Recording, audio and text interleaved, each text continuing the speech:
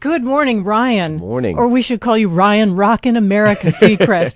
Since we visited with you 1 year ago for New Year's Eve, have you had 1 minute off? I took a couple days off. I took my birthday off. It's Christmas Eve, and it always makes sense. Your birthday's yeah, Christmas it Eve? always works out well because everybody's sort of off work and I'm at home, and so I turned 33 this Christmas Eve. Well, happy birthday. Thank you. And so you've done the Emmys, the Super Bowl red carpet, this little show called American Idol. Right. E-News. What's good Rockin' about New Year's- my program is that I'm not reaching a saturation point, and I think No, that, you staying don't think? off the radar was my resolution. What I wonder is if Ryan Seacrest weren't on the air, would he cease to exist? No, I don't think there is. I come out in wardrobe and hair and makeup. There is no other me. There's no dress down me. I always think I'm hosting something, whether it's shampoo in the shower or a television show. I'm always sort of But I was at dinner the other night and someone said to me, "But can you give me the Ryan Ryan, not the TV Ryan, but the Ryan Ryan?" I'm like, "Yeah, but the Ryan Ryan is the TV. I mean, this is what I sound like all the time." And the radio Ryan. And the radio Ryan's he's the same guy. But I think I always sound like I'm on the air, even when I'm not on the air.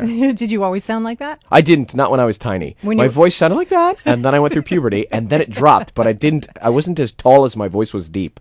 So my voice was deeper than I was tall. Does that make sense? So you were perfect for radio because That's there's why, a lot of people in that's radio why I with got big into voices. Exactly. I got in radio because I sounded 6 feet tall. But now you're Mr. TV. You've seen artists at their nascent point where they're At their just worst. forming, and at their worst, and when they're just forming, and when they become giant stars. What is it that you see as a characteristic that has to hold all the way through, from everything you see on American Idol and everything else? You know, I find with most of those stars that make it, they always knew they would. I mean, deep down inside of their core, they never, ever had a doubt. Even if you watched the show and they broke down, or you felt like at some point they thought they weren't going to make it, they really believed that they were going to make it. There is a specific innate drive that each one of the most successful idols have had that you see as a consistent, and you really recognize that once you see them succeed. Do you find was it true with you as a little kid, even as a little kid, you knew you were here to do something? Well, as a little kid, I knew I just wanted to talk, and so I would talk into a wall. So I mean, at 9 years old, I was pretending to sit in a studio like this and be on the radio. Fortunately, it really is a blessing, though, for young people to know what they're passionate about. I mean, it's a tough thing to figure out, and if you do know what you love to do and you try and pursue it, then you have a little bit of a jump start. You have this enormous amount of power by virtue of what you have done. What does that feel like? Do you think about that, or do you try to get out of the way? Because I know when you're talking to people, when you interview people, you really sort of get out of the way and you seem to channel their personality. Yes, I often just think about the power that I have. It's just I go to bed counting. How do I measure this power? Do you own a piece of Idol? I don't own a piece of American Idol. I own a piece of other things, but not American Idol. Wouldn't that be great? But I'll take just being on it, believe me. I mean, I would pay to be on that show. It's so good for us. Yeah. I think that when I do sit with some of the people that I interview, I mean, I try my best to put myself in their place, and I think that they also understand the job that we have.